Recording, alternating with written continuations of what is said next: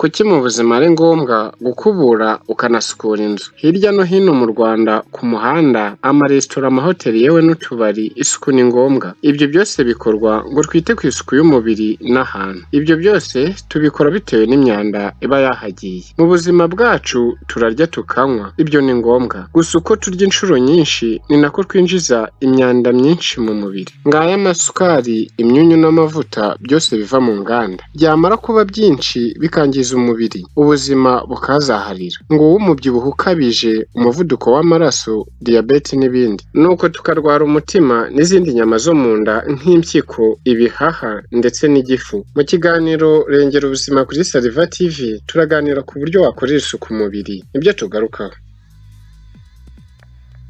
Mbere y'uko dutangira ikiganiro, reka dusobanukirwe tumenye neza itandukaniro riri hagati y'umuti, urukingo ndetse n'inyunganiramirire. Umuti uwuhabwa na muganga ngo ukuvure ku ndwara wamaze kwandura, naho urukingo urufata ngo rugukingire ibizakubaho cyangwa indwara uzarwara mu gihe kizaza. Inyunganiramirire igufasha buri munsi. Ku byo urya cyangwa unywa byakugiraho ingaruka. Nubwo ibyo kurya cyangwa kunywa bitakugiraho ingaruka, bishobora kuba birimo imyanda yaza kugiraho ingaruka mu gihe kizaza. Rero inyunganiramirire ikubera byose: urukingo, umuti, ikanahangana n'ibyakugiraho ingaruka dusanga mu byo kurya. Ibyo kurya byacu bya buri munsi byakugiraho ingaruka kuko buri gihe ibyo dufata hari ibyo twinjiza mu mubiri nyamara bitari ngombwa, ariko twebwe tukaba tutabisobanukirwa mu bwenge bwacu. Inyunganiramirire igufasha buri munsi ku byo wariye cyangwa se wanyweye. Inyunganiramirire nta gihe igira cyo kuyifata, igihe icyo ari cyo cyose wayifata kuko si umuti. Ntabwo ari umuti nubwo yaba umuti wamaze kuyifata, ariko umuti tuzi ko ugira igihe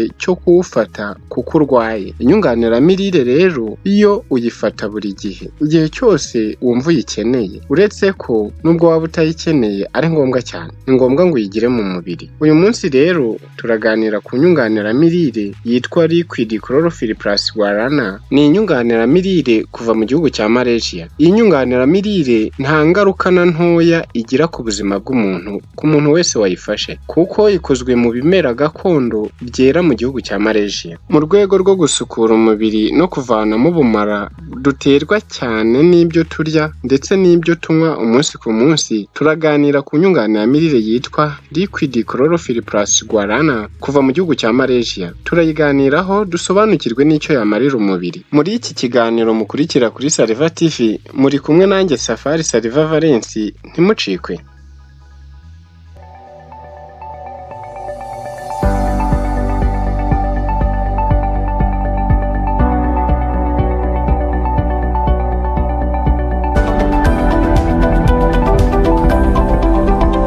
Iyi nyunganiramirire Liquid Chlorophyll Plus Guarana ikozwe mu bimera bibiri, Guarana na Alfalfa. Iyi nyunganiramirire isa cyane n'utunyangingo tw'amaraso, ayo maraso yacu ayaba mu mubiri, bityo ituma amaraso yacu yiyongera kandi agahora yunguruye neza, ntihagire na mikorobe iyahangara namba. Ibyo Chlorophyll Plus Guarana imarira umubiri wacu: ituma utunyangingo dukura neza, bityo n'urugingo rw'umubiri rugakura neza. Igabanya ibinure mu mubiri, cholesterol mu maraso, bituma amaraso atembera neza mu mitsi, ituma umwuka cyangwa se oxygene ugera neza mu bice byose by'umubiri, ituma kandi umutima utera neza, ukazibura n'imitsi, bityo ikaturinda indwara z'umutima. Ituma utunyangingo tw'ubwonko n'indi myakura bikora neza, irinda ubwonko gusaza vuba ndetse n'indi myakura, irinda kubabara umutwe wose ndetse n'umutwe w'uruhande rumwe, ifasha umubiri kwirinda indwara nk'ibicurane, tifoyide, kolera, umusonga no kubyimbagatana. Ituma impyiko zikora neza, iringaniza isukari iri mu maraso n'izindi aside zirimo zose. Ituma inzira z'ibyo kunywa ndetse n'ibyo turya zikora neza. Ituma utunyangingo tw'umwijima tutangirika, bityo ikarinda n'indwara y'umwijima.